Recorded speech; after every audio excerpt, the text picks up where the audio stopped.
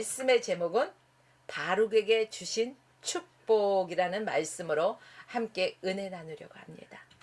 오늘 본문 말씀을 통해서 에레미야를 통해서요, 바룩 개인에게 주시는 하나님의 말씀이에요. 놀랍지 않습니까? 한 개인에게 주신 말씀이라는 거죠. 오늘 본문을 보니까 에레미야 45장은요 길지가 않아요. 에레미야 45장은 1절에서 5절 아주 짧은 말씀이지만은 한 개인에게 주셨다는 정말 특별한 말씀입니다. 더군다나 그 말씀이 무슨 말씀이라고요? 축복의 말씀으로라면은 참으로 하나님 보시기에 합당한 삶을 살았다고 볼 수가 있기 때문에 그렇습니다. 에레미야와 함께 유다 나라의 마지막 시대를 살았던 바룩은요, 선지자, 예언자, 에레미야의 비서 같은 사람이에요. 또 바룩은 에레미야 선지자의 친구 같은 사람이에요. 또 왕궁의 유다 왕궁의 서기관이었죠. 본문 1절에 나오는 대로요, 네리야의 아들 바룩이 에레미야의 구전대로, 그러니까 에레미야가 불러주는 대로 이 모든 책에 있는 것들을 기록했다, 이렇게 기록했습니다. 에레미야 선지자가 하나님의 말씀을 받았죠. 그러면 이 받은 말씀을 이제 불러줘요. 누구에게? 바룩에게. 그러면 바룩은요 받아 적어. 한마디로 대필가라고 말할 수 있겠죠. 대신 받아서 적어주는 대필가. 자, 오늘 본문에 보면 바룩이 슬픔과 탄식 가운데서 아주 힘들어하는 것을 우리는 볼 수 있습니다. 3절 말씀에 보니까 슬프다. 여호와께서 나의 고통의 슬픔을 더하셨나니 나는 탄식으로 피곤하여 평안을 찾지 못하였다라고 기록하고 있습니다. 또 개역 개정에 보면은요, 화로다 이렇게 적혀 있어요. 여기는 슬프다. 개역 한글에는 슬프다 이렇게 표현을 하고 있죠. 어찌 됐든 간에 나의 고통의 슬픔을, 안 그래도 고통스러운데 슬픔을 더하셨대요. 나의 탄식 때문에 늘 피곤해. 그래서 평안한 삶을 찾지 못하고 있다는 거예요. 바룩은 왜 탄식하며 피곤하고 평안을 찾지 못할까? 그 이유는 뭘까요? 대피라는 것이 힘들어서가 아니라는 거죠. 자기가 기록해야 하는 에레미야 선지자가 받은 그 예언의 내용, 그 내용 글을 대피라는 것이 힘들어서가 아니라 그 내용 자체가 힘든 거예요. 에레미야 선지자가 그 무슨 말을 하나님한테 받아서 불러줬기에 이 바룩이 그토록 힘들어했을까? 그 말은 유다 나라가 멸망을 받을 것이다, 이런 내용이에요. 생각해 보세요. 하나님이 바벨론을 들어서 유다 나라를 심판하기로 작정하셨어요. 자, 유다 나라를 심판하여서 많은 사람들이 또 죽게 되고, 남은 사람들은요 바벨론에 뭘로 끌려가요? 포로로 잡혀가고, 이런 형편 속에서 또 살기 위해서요 바벨론에게 이제 두 손을 들고 항복하라는 이런 내용의 예언이에요. 좋은 내용이 아니죠. 아주 무서운 내용이잖아요. 항복하라는 거예요. 이런 내용을 전하는 에레미야의 마음이 어땠을까요? 요즘 이 시대와 저는 조심스럽게 비교를 해봅니다. 더 깊이 다루지는 않겠습니다. 여러분들께서 이미 아실 것입니다. 이런 에레미야의 마음이 이렇게 상해 있는데 그것을 기록하는 바룩, 그 마음이 편할까요? 아니죠. 바룩의 마음도 에레미야 선지자의 마음 못지않도록 그가 아팠다는 거예요. 그러기 때문에 그 마음에 평안이 없다는 거예요. 그런 바룩에게 또 뭐라고 말씀하시나요? 내가 너를 위하여 대사를 경영하느냐? 그것을 경영하지 말라. 하지 말라는 거예요. 바룩이 어떤 큰 대사를 행하였는지 성경에는 구체적으로 적어지진 않았어요. 그런데 일반적으로 한번 생각해 볼까요? 우리는 세상에서 청소년들이라든가 어린아이들이라든가 이렇게 볼 때요. 뭘 심어줘요? 너희는 세상의 꿈나무야. 너희는 꿈을 가져야 돼.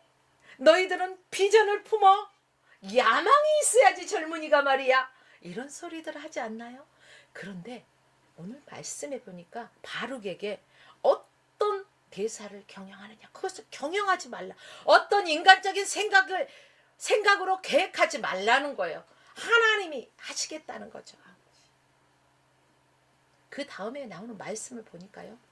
보라, 내가 모든 육체에 재앙을 내리리라. 재난을 내리겠다는 거예요.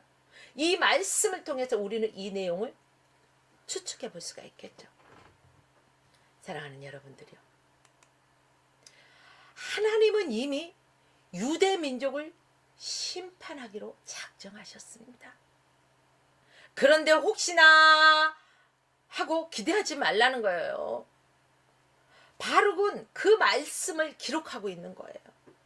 그런 가운데 바룩이 하나님이 유대 민족을 구원하시고 또 새롭게 회복시켜 주시지 않을까?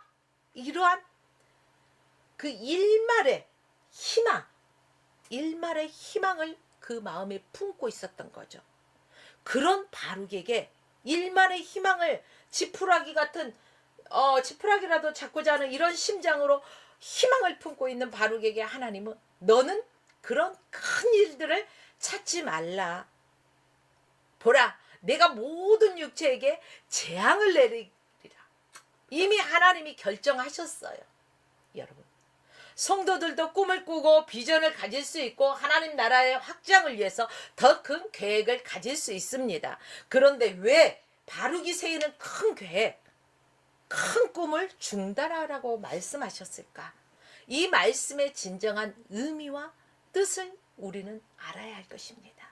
첫째는 하나님의 말씀에 반하는 인간적인 생각을 버리라는 거예요. 이미 하나님이 계획하셨고 작정하셨는데 바룩이 생각해내는 게, 그 머리에서 생각해내는 게 뭘까요? 하나님이 어떻게 하면 이렇게 할 수 있을까? 어떻게 할까? 인간적인 큰 계획과 어떤 경영을 세우기 위한 거겠죠. 그렇기 때문에 인간적인 생각을 버리라는 것입니다. 하나님의 말씀에 반대되는, 대항하는 그 어떤 것도 버리라는 것입니다.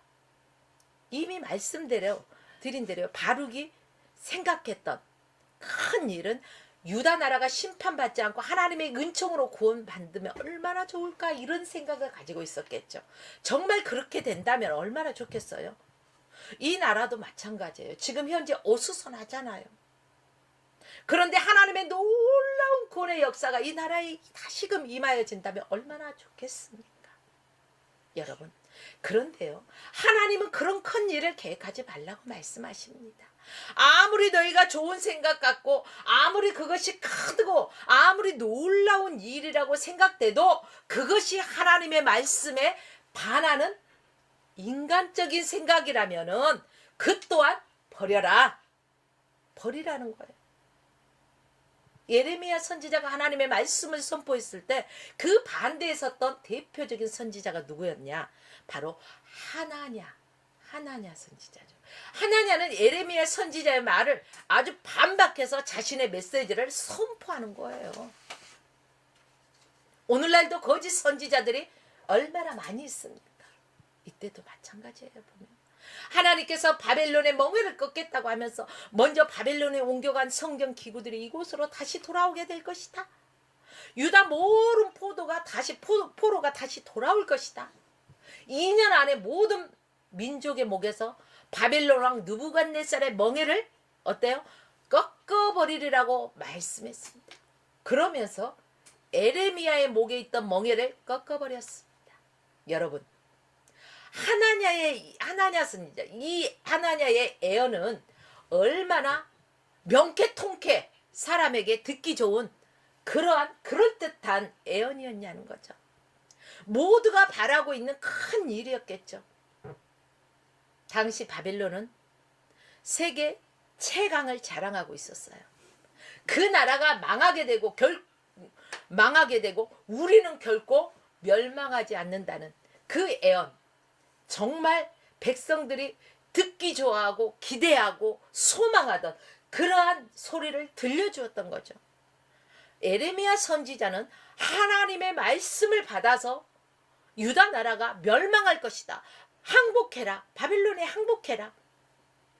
이런 메시지를 선포한 가운데 정반대되는 메시지를 하나냐가 선포했다는 거예요.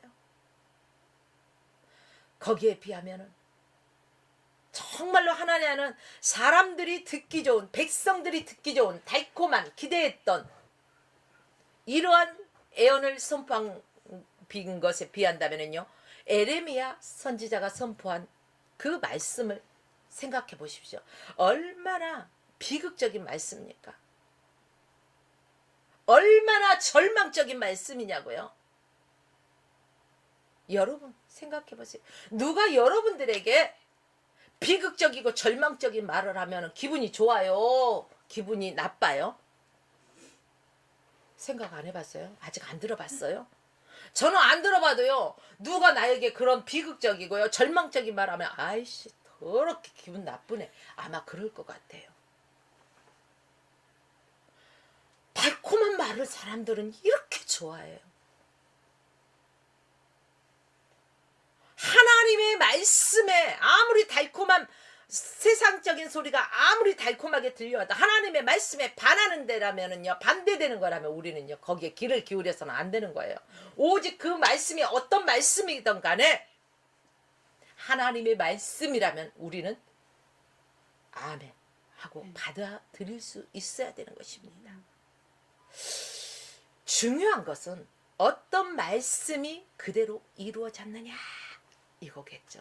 하나냐가 예언한 대로 이루어졌느냐, 에레미야 선지자가 예언한 대로 이루어졌느냐, 어떤 것이 이루어졌을 것 같아요, 여러분?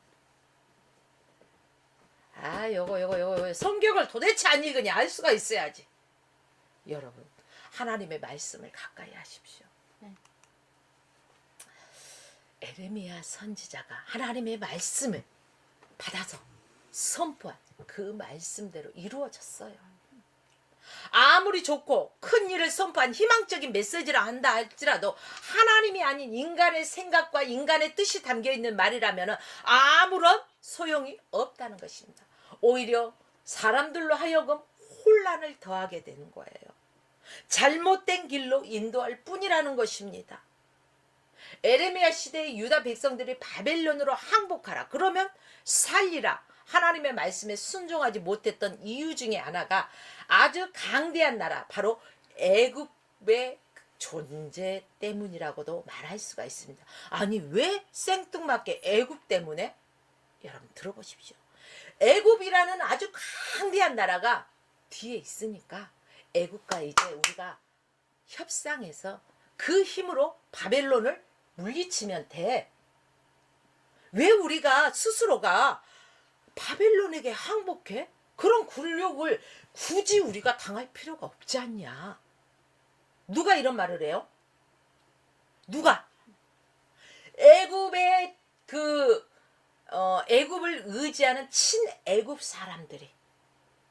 그러니까 바벨론에 항복하라는 하나님의 말씀을 순종하기가 어려웠죠. 왜? 이쪽 말이 정말 그럴싸하거든. 아주 듣기 좋거든. 아주 명쾌한 해답 같거든.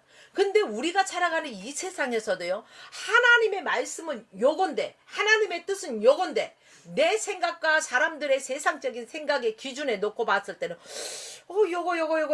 요거대로 하는 게 맞을 것 같은데, 여러분 아니에요. 하나님의 말씀은요, 우리의 머리로 이해가 안 돼도 하나님의 말씀대로 우리는 따라야 되는 거예요. 그게 바로 순종이에요. 내가 이해할 수 있는 것만 그래 할게요, 순종할게, 그거 순종 아니에요. 순종이라고 착각하지 마세요. 순종이라는 것은 내가 이해가 가지 않더라도 아버지께서 말씀하시면 아멘, 나는 알 수 없고 나는 도저히 내 짧은 지식으로는 이해할 수 없지만 아버지의 말씀을 의지하여 내가 믿고 따르고 순종하겠나이다라는 이러한 강력한 의지가 있어야 돼요. 믿음이 있어야 된다는 거예요. 그렇습니다. 인간적인 큰 일을 보기 위해 좋고 얼마든지 구원의 역사가 일어날 수 있을 것 같이 보입니다. 그러나 그것은 인간의 생각일 뿐이에요. 그런데 역사는 하나님의 뜻대로 움직여진다는 사실을 기억하십시오. 절대 인간의 계획하고 인간의 방법대로 예측해 놓은 대로 역사는 흘러가지가 않아요. 만약에 인간의 생각대로 흘러간다면요, 이 지구상에 아주 질서가 무너지고 혼란할 거예요. 왜요? 수많은 사람들의 생각이 다 똑같아요? 달라요? 달라요. 내 뱃속으로 난 내 자식도 생각이 달라요. 맞죠? 그런데 하물며 내 주변, 내 이웃, 모든 사람이 생각이 같을 수가 없다는 거예요. 그래서 우리 속담에 한 길 물속은 알아도 열 길 물속은 알아도 한 길 사람 속은 알 수가 없다 이러잖아요. 이렇게 사람의 그 마음은 각자가 다르기 때문에요. 이 세상에 혼란이 올 거예요. 그런데 하나님의 뜻은 하나님은 한 분이시에요. 하나님은 유일하신 분이에요. 지존하신 분이에요. 그렇죠? 하나님은 스스로 계신 분이에요. 그렇기 때문에 그 하나님 아버지의 뜻대로 움직여지니 우리는 얼마나 감사해요. 이 지구상에 그래서 질서가 있는 거예요. 그래서 우리가 아무리 멋진 계획을 세운다 할지라도 그 안에 하나님이 간섭하지 않으면 아무 소용이 없는 물거품 것 같다는 거예요. 헛수고라는 거예요. 시간 낭비라는 거예요. 세월 낭비예요. 여러분, 오늘 이 말씀을 들으신 성도 여러분, 왜 저 목사님이 오늘은 아주 너무 콕콕 찔르시나 생각하지 마십시오. 우리의 생각을 내려놓으라는 거예요. 아유, 그 책도 있잖아요. 내려놓음. 내려놓겠습니다. 내려놓겠습니다. 아직도 못 내려놓으니까 더 내려놓음이 나오잖아요. 이렇듯이 우리는 하나님 앞에서 내 모든 것들을 내려놓고 비웠다 하는데요. 아직도 슉 흔들어 보면은요. 가라앉았던 것들이 올라와. 아주 지저분하게 탁하게 올라와요. 다만 그게 보여지지 않게. 제가요 이번에 외부에서 이제 어떤 목사님이 하시는 말씀을 듣다 보니까 이런 말씀이 있더라고요. 양파 같은 사람이 있고 또 사과 같은 사람이 있고 홍당무 같은 사람이 있대요. 양파는요, 예수님이 무화과나무 무성한 잎이 무화과나무 있는 데 가서 열매를 구했는데 열매가 있었어요, 없었어요? 시장하셔서 열매 좀 따드시려고 했는데 없었잖아요. 그래서 저주하잖아요. 양파가 보면 아주 막 이래 아주 오 굵고추 실하고 좋다. 근데 양파를 까면 까고 맨 끝에까지 까봤자 뭐가 있어요? 아무것도 없어. 그러니까 입만 무성한 그런 막 겉에 막 명예 뭐 이런 것들로 아주 포장은 아주 멋지게 해놨는데 속은 비었어. 이런 교회 안에도 이런 사람이 얼마나 많이 하는 거예요. 정말로 하나님의 말씀이 내 안에서 차고 넘쳐야 되는데 그렇지 못한 사람이 많다는 거예요. 사과 같은 사람 교회 안에 참 많아요. 세상에도 물론 많겠죠. 사과 얘기하니까 제 침이 도네요. 맛있겠다. 요즘 금사과라고 그러더라고요. 근데 사과 같은 사람, 여러분, 사과는 보암직도 하고 먹음직도 스럽잖아요. 근데 그 사람을 보면 야, 저 사람 인테리어야 완전 멋져. 오, 지적인데? 뭐 그러잖아요. 젠틀맨 같아. 뭐 그러잖아요. 근데 사과를 다 껍질을 까고 쫙 쪼개봐요. 껍질을 까보고. 그럼 겉과 속이 달라요? 같아요? 겉은 막 그 뭐지? 청사과 같은 경우는 막 푸릇푸릇하고 막 그잖아요. 빨갛게 있고 막. 근데 속에 왜 보니까요? 색이 달라. 겉 다르고 속 다르다는 거예요. 교회 안에도 이렇게 겉 다르고 속 다른 사람이 너무 많아요. 저 사람 멋져 보이고 막 이럴 거 막 보면은 이래 보는데 아이고 같이 살아봐. 그러면 그 속으로 할게요. 왜요?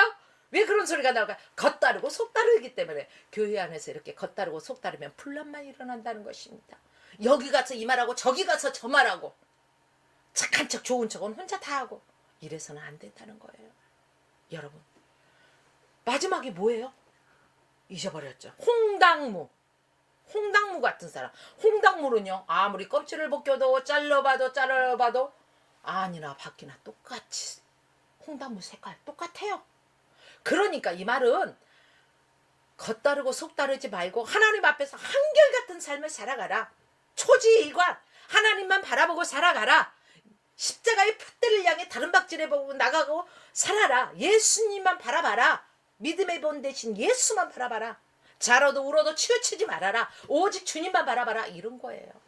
오늘 이 말씀을 듣는 여러분들은 홍당무같이 오직 외길 주님만 바라보는 그 길로 나가시길 주의 이름으로 부탁드립니다. 아멘. 다시 말씀으로 돌아갈까요? 여러분, 역사는 누가 주관한다고요? 하나님이 주관하시오. 그리고 역사는 하나님의 뜻대로 흘러갑니다. 그렇기 때문에 우리 인간의 짧은 지식으로 이런저런 생각을 하지 맙시다. 모든 것 문제 앞에서 하나님, 이 문제가 이렇습니다. 어떻게 할까요? 주님이라면 내가 어떻게 행하기를 원하시나요? 묻고 하십시오. 우리가 아무리 거창한 계획을 세워도 하나님의 뜻대로 하나님이 이끌어 가시는 거예요. 그래서 유턴이 있어요. 길을 가다 보면은 자기 뜻대로 가다 보니까 안 되거든. 잘못됐거든. 그래서 돌아오잖아요. 근데 하나님의 뜻대로 나가면은 유턴이 없어요. 우리는 하나님의 뜻대로 살기 위해서는요, 어떻게 해야 될까요? 세상에서 유행하는 그 잘못된 생각들을 교회 안에 문화들을 들여오면 돼요, 안 돼요? 안 돼요. 그때부터 삐그덕거리는 소리가 들리기 시작하는 거예요. 요즘 수많은 교회들은요, 교회 세상에 이 아이템이 지금 막 유행이 아주 빗발쳐. 세상 사람들을 끌어오기 위해서 그러면 이걸로 전도의 문이라는 아주 겉으로는 그래 보여요. 아주 멋져 보이고 좋아 보여요. 그러나 하나님의 뜻이 아닌 것들이 많다는 거예요. 잘못된 생각이 교회에 들어오면은요, 성도들의 생각을 주관하지 못하도록 이렇게 하나님의 온전한 말씀으로 이렇게 뿌리를 내리지 못하는 거예요. 우리는 이걸 조심해야 돼요. 한 예를 볼까요? 7, 80년대 부동산 투기 열풍 아시나요? 젊은 세대들은 아마 잘 모를 수도 있을 거예요.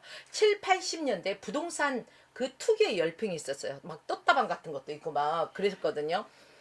이것들이 불어오니까 이게 교회 안에도 들어왔어요. 그래서 교회에서 부동산 투기에 가담을 하잖아요. 그래서 건축 공급을 하잖아요. 건축 공급을 하면 여기에다 땅을 사놓는 거야. 막 여기저기 땅을 투자하는 거죠. 이제 건축 공급. 그래가지고 이 땅값이 오르면은 이것을 땅을 팔아가지고 정교부지를 사서 교회를 건축하고. 어때요, 여러분? 들어보니까 그럴듯해요, 안 돼요? 그럴듯하잖아요. 그 땅값 오르면 그 땅값으로 교회당 지으면 부담도 적고 아이고 좋아. 이렇게 생각하는 그럴듯한 이유, 이런 게 교회 안에 들어왔잖아요. 근데 하나님이 이걸 원하실까요? 아니죠. 하나님이 원하시는 것이 아니에요. 그건 사람의 생각이라는 것이에요. 여러분, 세상에서 유행하는 이런 인간적인 큰 일을 정말 보기에 좋고 지혜로운 것 같고 아주 탁월하다라는 이런 생각이 들 수가 있어요. 그런데 결코 그것은 하나님이 좋아하는 일이 아니라는 사실입니다. 하나님은 너희 인간적인 생각에 기초한 일을 도모하지 말라, 이렇게 단호하게 말씀하셨어요. 두 번째는요, 하나님의 주권을 인정하고 그 말씀에 순종하라는 거예요. 하나님이 너희는 큰 계획을 세우지 말라 하면은 순종해야 돼요. 이 말은 하나님의 말씀, 우선 인간적인 생각을 버리라는 것뿐이 아니라 더 나아가서 뭘까요? 하나님의 주권을 인정하라는 거예요. 하나님의 말씀을 순종하라는 거예요. 4절 말씀해 볼까요? 보라, 나는 내가 세운 것을 헐기도 하고 심은 것을 뽑기도 하나니 온 땅에 그리하겠거늘. 이 말씀은 하나님이 역사의 주관자라는 말씀입니다. 에레미야 당시요, 역사의 추는 어디로 기울어졌어요? 바벨론으로 기울어져 있었어요. 그것이 바벨론이 강해서 바벨론으로 기울어진 것이 아니라 하나님이 바벨론을 도구로 사용하셨기 때문에 바벨론으로 그 축이 기울어졌다고 보면 됩니다. 그래서 성경은요, 바벨론이 느부갓네살 왕을 하나님의 종으로 표현하기도 했습니다. 역사는 하나님의 손 안에서 하나님의 뜻대로 움직여 가는 것입니다. 어떤 사람들은 내 손 안에 있나이다 이렇게 하는데 어림없는 소리. 하나님의 손 안에서 하나님의 뜻대로 움직여진다는 사실입니다. 인간이 아무리 큰 대사를 경영하고 아무리 큰 일을 도모한다 할지라도 결국은 하나님의 뜻대로 역사는 흘러간다는 것을 기억하십시오. 그 하나님의 주권을 인정하십시오. 그 하나님의 말씀을 믿고 순종하고 살아가는 것이 바로 하나님의 자녀로서의 올바른 자세라는 것을 오늘 다시금 마음속에 새겨보시기를 바랍니다. 우리가 신앙생활 하면서요, 가장 이해하기가 어렵고 받아들이기 어려운 것이 하나님의 주권을 인정하는 거예요. 베드로가 갈릴리 호수, 갈릴리는 호수이지만은 아주 넓어서 어떤 이들은 갈릴리 바다, 또 어떤 이들은 갈릴리 호수 이렇게 표현을 하죠. 그런데 호수가 됐던 바다가 됐던 간에 이 갈릴리 호수에서 주님을 누가 만났어요? 베드로가 주님을 만났어요. 그는 정말 주님의 말씀에 순종하기 어려운 상태였어요. 왜 그럴까요? 거기에서 나고 자라고 직업이 뭐예요? 어부. 그러면은 고기 잡는데 초보예요? 아니잖아요. 아주 대가라고 할 수 있겠죠. 나고 자라고 한마디로 잔뼈가 거기서 굵었으니까. 그렇기 때문에요. 주님이 깊은 데로 가서 그물을 던져라. 이 말에 이 말씀에 순종하기에 쉬웠을까요? 어려웠을까요? 어려웠을 거예요. 왜? 내가 지금까지 우리 부모님들도 대대로 정말 이 바다 갈릴리 호숫가에서 고기를 잡으면서 먹고 사는, 한마디로 이 근처는 내 나와바리야. 내 지역이란 말이요. 그런데 여기에서 감나라 배나라 내가 전문가인데 이런다면 그 말을 들을 수가 있어요? 아그야 웃기는 소리 하지 마. 내가 여기 내 나와바리에서 내가 여기 한마디로 전문가거든. 근데 너희들이 무슨 소리를 하고 있냐. 아이씨 잠잠하란께 이렇게 할 수가 있어요. 그런데 이게 아니었어요. 말씀에 의지하여 깊은 데에 그물을 내리리이다. 말씀에 의지하여. 그러니까 베드로는요, 아무리 자기가 전문가라고 할지라도 주의 말씀에 의지했다는 거예요. 여러분, 우리의 생각은 중요치 않아요. 주님의 뜻이 중요한 거예요. 주님의 말씀이 중요한 거예요. 이 영역에서 누가 이렇다 저렇다 한다 할지라도 모르는 소리야. 특히 엔지니어들은요, 고집이 있어요. 제가 살아가다 보니까 엔지니어들은 고집이 있어가지고 남의 말을 도통 안 들으려게. 내가 이거야 하면은 이거인 줄 알아. 정말로. 그러면은 냅둬버려야 돼. 그러면 나중에 자기가 아닌 줄 아는 깨닫는 때가 있어. 근데 그 시간이 헛된 시간들이 흘러가 버려요. 누구를 까는 소리는 아닙니다. 여러분, 대체적으로 이런 사람이 있다는 거죠.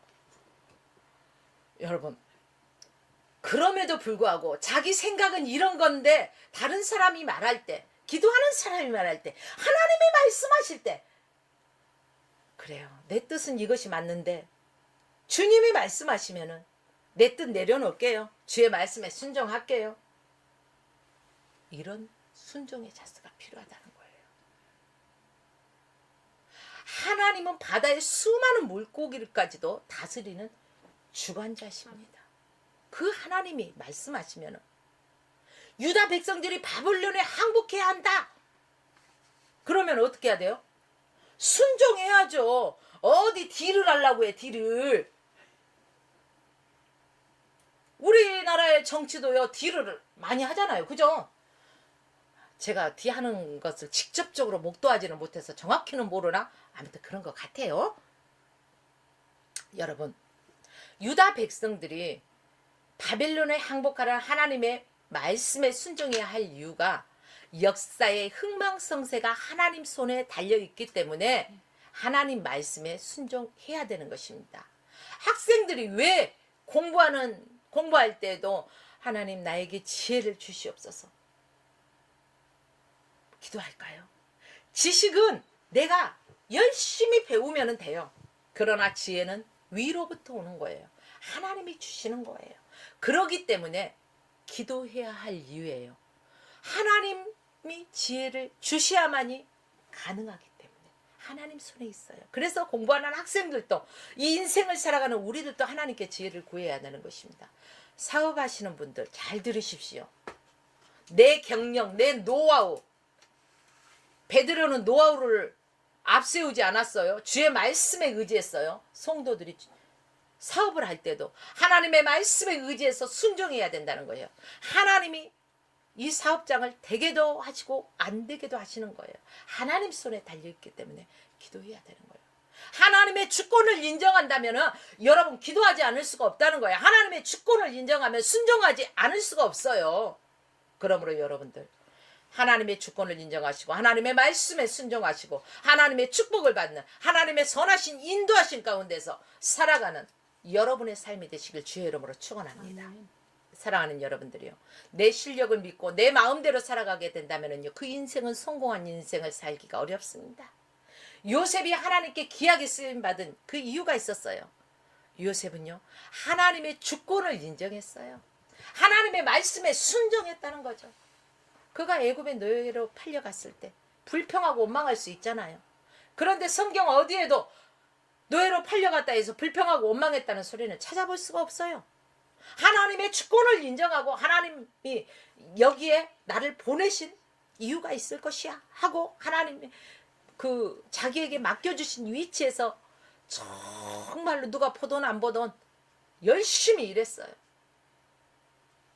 그러면 좋은 날이 있어야 되는데 또 옥에 갇히잖아요. 그죠? 노예로 팔려갔다 또 옥에 갇혀. 와, 엄마 이거 정말 힘든 일인데 그래도 그 상황 속에서도 하나님의 주권을 인정하고 그 옥에 갇혔을 때도 얼마나 성실한지, 또 거기에서 또 굽는 또 술 맡은 간원지기들을 만나잖아요. 그래서 그 꿈을 해석해주고 훗날에 그 꿈을 해석해준 것을 이제 술 간원지기가 기억해서요 이제 애굽 왕한테 얘기를 해서 나중에 총리까지 되는 이러한 위치가 되잖아요. 근데 그 총리가 됐을 때 가뭄이 왔어. 7년 흉년과 7년의 극한 가뭄이 왔을 때 형들이 뭘 사러 왔을까요? 곡식을 사러 왔어. 그러면은 어떻게 보면은 형들이 나를 시기에도 그렇지 어떻게 동생을 파냐고, 노예로 파냐고 하면서 이 쌓여있던 것을 분출할 수가 있어요. 근데 요셉은 안 했어요. 하나님이 먼저 당신들을 위해서 나를 이곳에 보내셨으니까 어떻게 하라고? 염려하라고? 염려하지 말라고? 염려하지 말라고. 형들과 그 자녀들과 책임지겠다는 거예요. 이것이 무엇이냐? 하나님의 주권을 인정하고 정말로 하나님만 바라보면서요 열심히 하나님의 말씀대로만 하나님의 주권 안에서만 살았다는 결과예요. 형들이 나를 이곳에 보는 것이 아니라 하나님이 먼저 나를 이곳에 보내셨습니다. 얼마나 멋진 말이냐고요. 사랑하는 성도 여러분, 여러분이 무슨 일을 만나든지 철저하게 우리의 삶 가운데서 주님을 인정하십시오. 그리고 여러분의 삶 가운데 어떤 상황이라 할지라도 감사하십시오. 감사는 또 다른 감사를 낳는다고 합니다.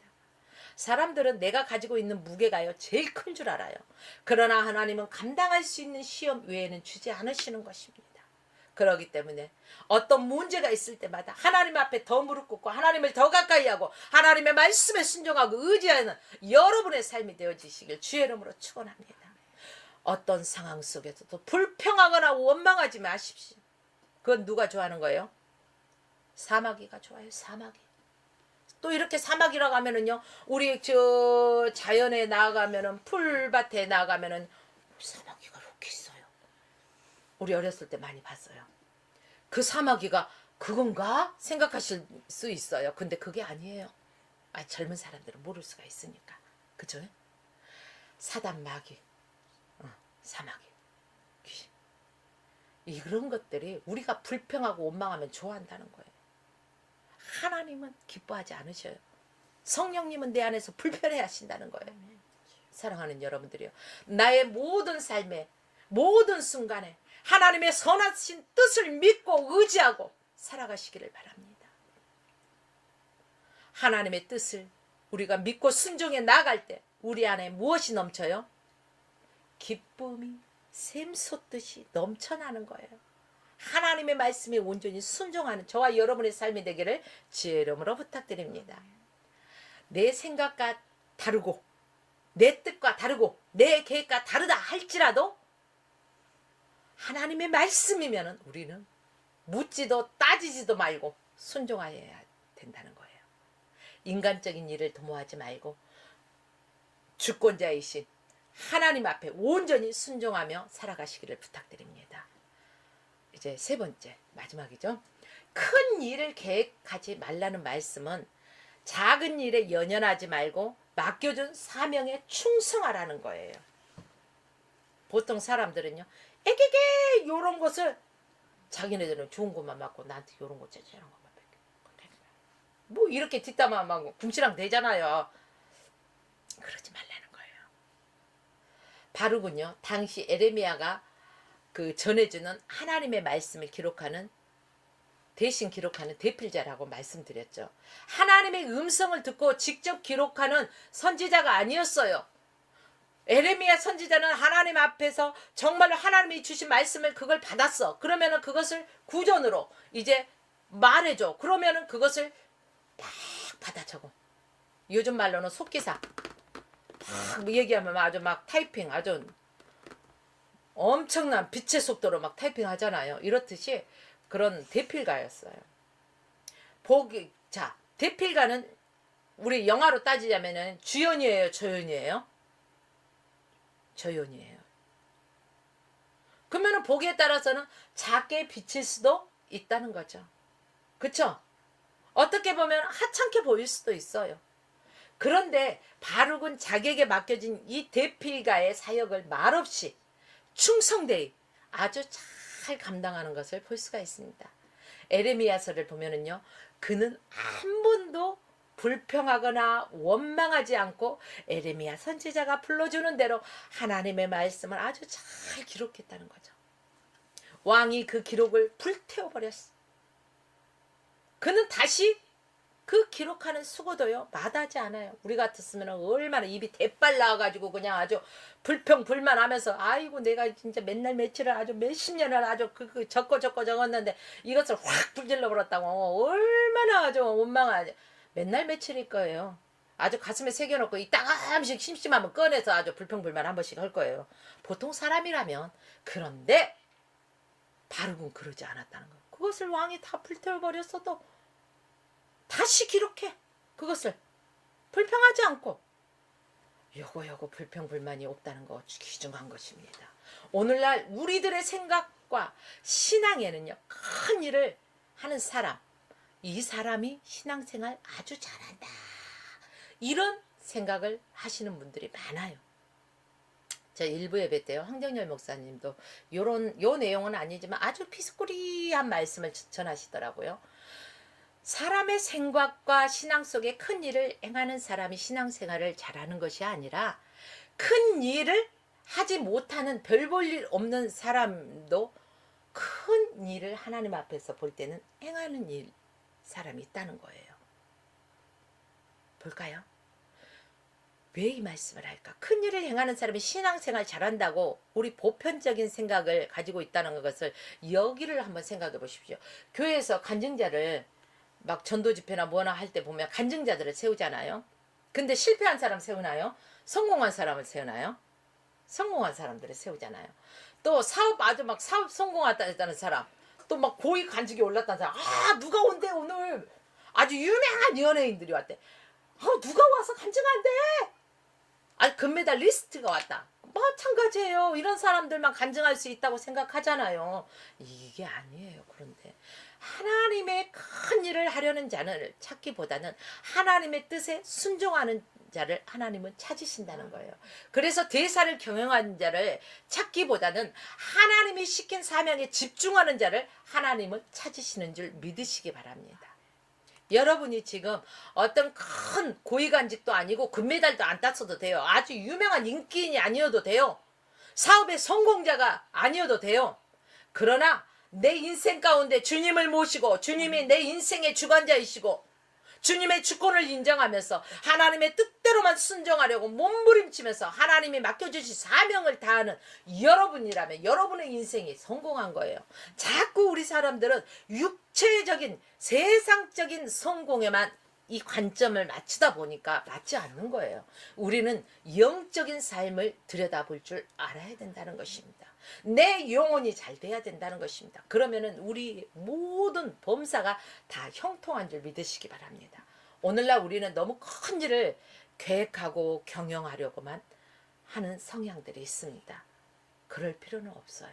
우리가 행하는 일이 크든지 작든지 그것이 하나님의 뜻에 순종하는 모습이어야 된다는 거예요. 어떤 한 달란트, 2달란트, 5달란트 받은 자들이 있듯이 하나님은 그 각자의 달란트대로 맡겨주셔요. 그러니까 내가 많이 받았던 적게 받았던 남의 것과 비교하면은 비교하는 순간 불평하고 원망할 수밖에 없습니다. 세상적인 용어로 주둥아리가 튀어나온다. 이것이에요. 여러분 이러면 안 돼요. 불평해서는 안 된다는 것입니다. 내가 영적으로 더 성숙하고 더 성장하면 하나님이 거기에 맞게 주시는 거예요. 그렇기 때문에 우리는 초심으로 예수 그리스도를 만난 첫 신앙 있잖아요. 첫사랑을 회복하십시오. 그리고 그 첫사랑의 간격에 못 이겨서 우리도 뜨겁게 기도하면서 눈물 콧물 짤 때가 있었지 않습니까? 내가 어디에서 믿음이 떨어졌나 빨리 생각하시고 돌이키십시오. 그리고 하나님이 기뻐하는 일이라면 뭐든지 할 수 있어. 이러한 다짐으로 우리는 다시 바뀌어 나가야 할 것입니다. 우리 성도들 가운데 유명한 사람도 없고 아주 큰 두각을 나타내는 사람도 없어요. 우리 화평교회는. 그렇지만 우리 화평교회는 유명한 사람도 없고 큰 두각을 나타내는 사람도 없지만 바룩과 같이 맡겨준 일에 사명을 다하고 충성을 다하는 성도들이 많습니다. 그렇기 때문에 저는요 하나님께 감사해요. 바룩의 대필자에 대한 그 불가였지만 바룩이요 정말로 대필가에 불과했잖아요. 그러나 그가 맡겨준 사명에 최선을 다했을 때 하나님께서 그 최선을 다하는 모습을 보고요 작은 일에 충성하는 것을 보고 한 개인에게 찾아오셨어. 그리고 뭐라고 말씀하셨어요? 너의 가는 모든 곳에서 내가 너로 너의 생명을 얻기를 노량물 얻는 것 같이 하게 하리라. 하나님이 약속해 주셨어요. 한 개인을 찾아와서 하나님이 축복의 메시지를 주셨다는 놀라운 사실을 오늘 기억하십시오. 나라가 망하고 사람들이 죽어가는 그 어려운 상황 속에 시절 속에서도 하나님이 바룩을 어디로 가든지 지켜주시고 인도해 주신다는 이러한 약속을 받았어요. 이보다 더 큰 축복이 어디 있을까요? 여러분의 발걸음 닿는 곳곳마다 손길 닿는 곳곳마다 하나님의 축복하심이 여러분과 함께 하시길 주의 이름으로 축원합니다. 사랑하는 여러분, 우리가 신앙생활하면서 하나님의 주권을 인정하면서 살아간다는 것은 매우 중요한 일입니다. 내 생각과 내 뜻을 버린다는 것, 그리고 하나님의 말씀에 순종하는 것 너무너무 값지다는 것을 기억하십시오. 그러므로 사랑하는 여러분, 큰 일을 도모하기보다는 내게 맡겨주신 하나님이 맡겨주신 사명이 무엇인지 그 사명을 발견하십시오. 그리고 그 맡겨주신 일에 최선을 다하고 충성하는 삶을 살아가십시오. 시편 이제 이 말씀만 읽고요 마무리하겠습니다. 다윗은요 시편 131편에서 이 신앙의 비밀을 이렇게 고백합니다. 여호와여 내 마음이 교만하지 아니하고 내 눈이 높지 아니하고 눈이 높다는 건 뭐예요? 오만하지 않게 해달라는 거예요. 오만하지 않고 내가 큰 일과 미치지 못할 기이한 일 이거 뭐예요? 감당하지 못할 아주 놀라운 일을 힘쓰지 않겠다는 거예요. 실로 나의 심령으로 고요하고 평안하기를 젖된 아이가 어머니의 품 같게 하였나니 내 중심에 젖된 아이와 같도다. 이스라엘이 지금부터 영원까지 여호와를 바랄지어다. 젖된 아이가 무엇을 찾아요? 돈을 찾아요? 명예를 찾아요? 권력을 찾아요? 아니잖아요. 젖된 아이에게는요, 정말로 젖바른 아이에게는요, 엄마 품만 있으면 돼. 세상 금은보화 다 준다 해도 나 필요 없어. 우리 엄마만 있으면 돼. 아무리 엉엉 울다가도 아가 이 소리에 어유 내 새끼 이 소리에 울음을 뚝 그치지 않습니까? 뻥긋뻥긋 웃어요. 뭘 해줘서가 아니라 엄마의 다정한 이 말 한마디. 이 젖된 아이가 정말로 엄마의 품을 그리워하듯이 오늘날 저와 여러분들도 하나님 한 분으로 만족하는 이러한 삶을 살아가십시오. 하나님 품으로 만족하는 삶을 살아가야 한다는 것입니다.